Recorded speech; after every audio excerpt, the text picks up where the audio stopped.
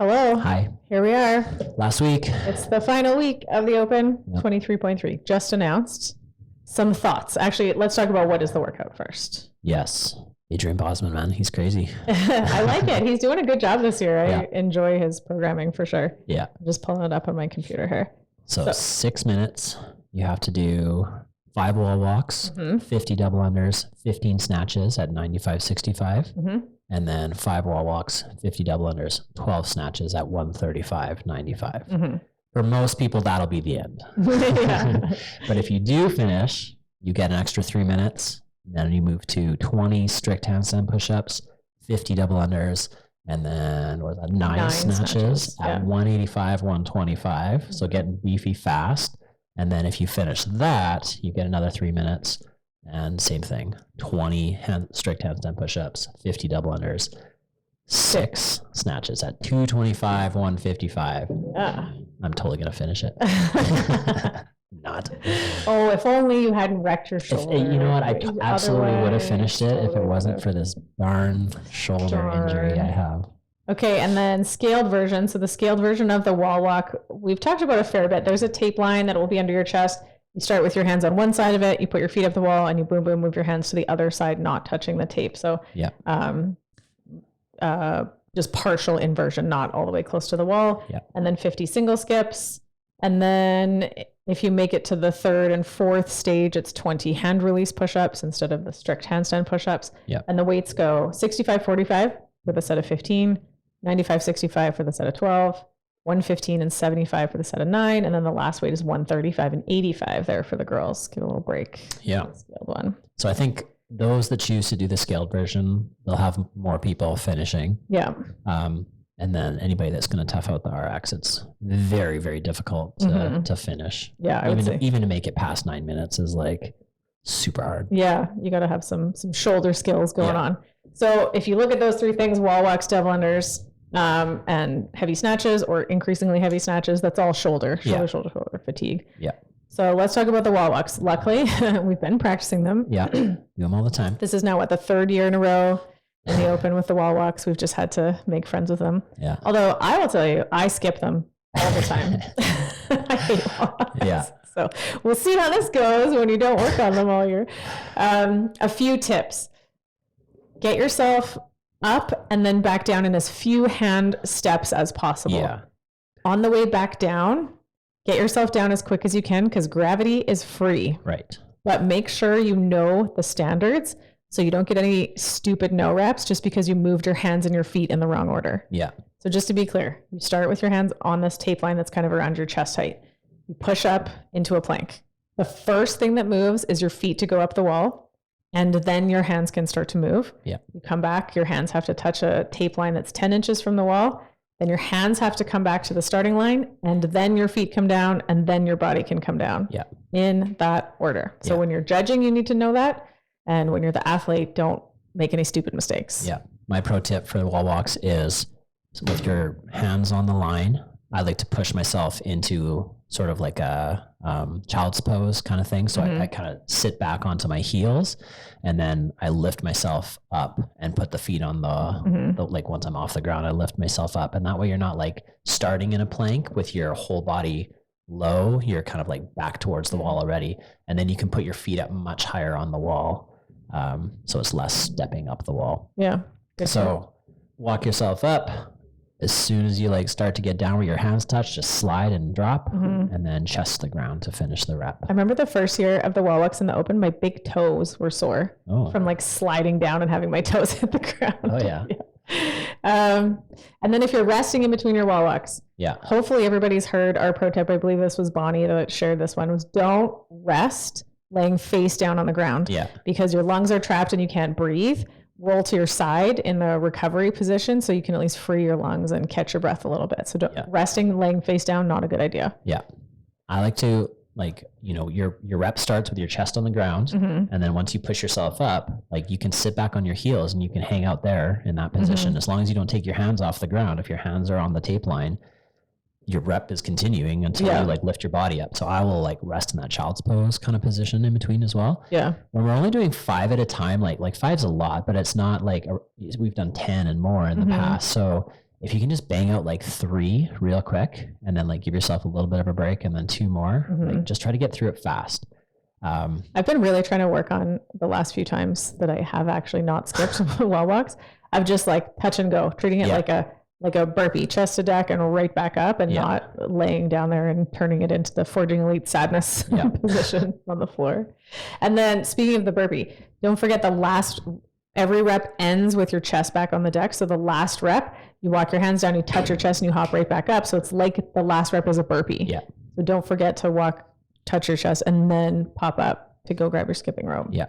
So you've got your 5 wall walks. That's going to be somewhere in the like 30 to 60 second range if you can keep moving pretty quick. And then we get into the double unders. 50 at a time, it's an uncomfortable set size for a lot of people, but you got to hustle to get through this one. So you kind of have to push to try to go unbroken if possible.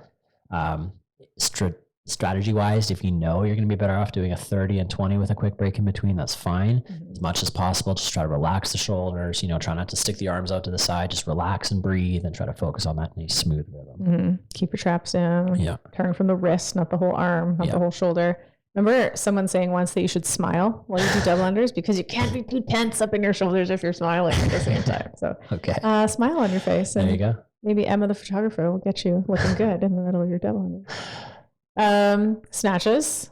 First one's Fran weight. So you should be linking those. Yeah. Touch and go. But you got to be smart with how big of a set you're going to do because there's going to be a lot of shoulder fatigue and a lot of grip with the snatches. So, it might be better to do 3 sets of 5 or 6, 5, 4. If you're pretty comfortable with that weight, maybe go 8 and 7 or just 15 in a row. But chances are when you get to that second round, dropping the bar is probably the way to go. Yeah. Most people doing drops, like quicker drop singles is going to have to be the way. With the lighter snatches, I often bring my grip in a little bit. I don't go full width on my regular snatch grip. And then I treat it almost more just like a ground to overhead. Yeah. And it saves my back a little bit because it's not as much of a hinge when your hands aren't as wide. And then I just kind of like zip it up the front of my body and lock it out overhead. Yeah. So at 65 pounds for the girls, that's usually my strategy rather than having a wide snatch grip. But then by the time we get to 95, the second weight, which is like Isabel or Grace weight, then I'm going different, more efficient snatch technique. Yeah. Regular snatch grip, power snatching. Yeah. Of course, squat snatch if you need to at that weight. We could maybe bust out the classic split snatch. Ooh. Used to do that one lots. So it's 12 reps of that Isabel weight. So chances are if you've never done a full RX Isabel, and certainly if you've never done it under 3 minutes, you're probably not going to get through the first 2 rounds. You got to be quick. You got to be able to hammer through it. And then you're going to be tired like going into that third section. So yeah, it's basically like just, you kind of have to hit it hard. You only have 6 minutes to work. So you just kind of have to go and see how far you get. It's the open. Yeah. Now's the time. Pedal to the metal. See what happens. And this is the tough part about these ones is like you have to push hard to make it to the next section. But then you get to that next section and then your shoulders are fatigued from pushing really hard. And now you got to do 20 strict handstand push-ups. So obviously anybody that's not ready for a strict handstand push-up, like that's the end of your workout and that's fine. Weird thing about the standard this year. Yeah, I think this is interesting and I like it actually. Yeah. So the line that's 10 inches from the wall is also 30 inches wide. And to do your strict handstand push-ups, you have to have some part of both hands touching the tape, which means you don't get a mat. Yeah. There's no mat under your head. And it's a strict handstand push-up. Yeah. So you shouldn't need a mat under your head. No smashing your head into the ground. No smash and bounce off your C-spine. Yeah. I mean, I guess you could, but you're doing that on the bare rubber floor. Yeah. So it should be a controlled tap on the top of your head. Yeah. It does have to make contact with the ground.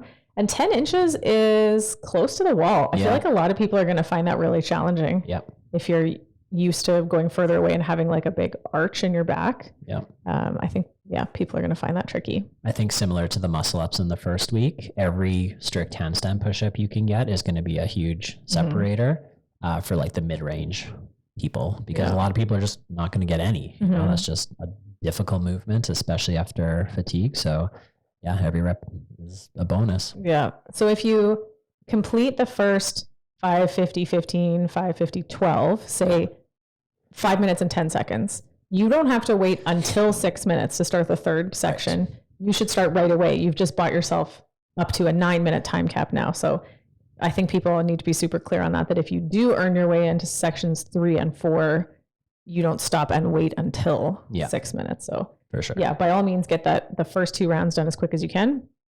Earn yourself more time to maybe ride the struggle bus through strict handstand push-ups or the third barbell of the snatches. Yeah. And for a lot of people, that's going to be above their 1 rep max. So it's kind of like, you know, if you're really good at handstand push-ups, the snatch might kill you. You know, it's like, we're just going to have to see. Yeah. And then for the few that are able to make it through that third one, that last round, like, you got to be elite. Any kind of like depth into that last section, it's really tough. Yeah, because now you got to do another set of 20 strict handstand push-ups, double unders, and then that final weight is 225 and 155. Which is definitely above the 1 rep max for most people in the world. That's a heavy ass snatch. I have snatched that. I have never snatched 225.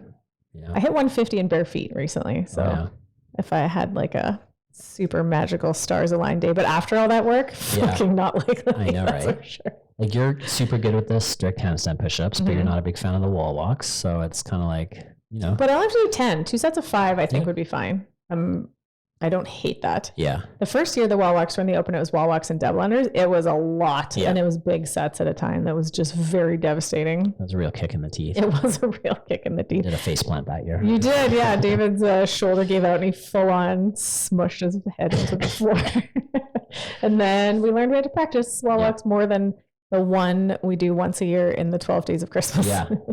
And now we're all super good at them because we all show up on that day and work on that weakness. Totally. Yes. I actually just did them. We dropped in another CrossFit gym. I just did them a couple days ago. Yeah. So I have done them recently. Yeah. Good workout. Yeah. It's a fun one. Good high skill. I like when there's a safe flow to the workout, that to try the higher skill movements, you have to earn your way in with a certain base of fitness in the first place. I think that's a very smart way to put these things in here for the people that should be doing them. But then if you shouldn't really be messing with those things that are above your skill level, you won't get there. So super smart. I think Boz is doing a great job of the programming this year.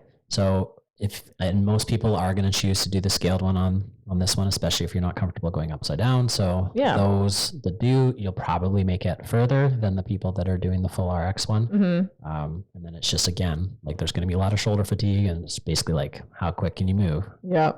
So we're going to do heat times 4, 4:45, 5:30, 6:15. Yeah.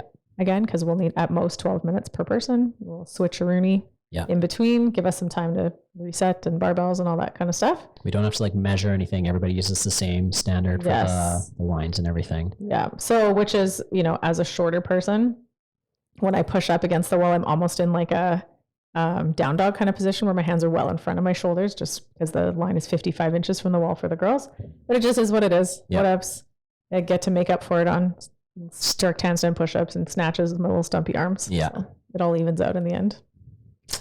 Fun. All right. Last week. See you guys tomorrow.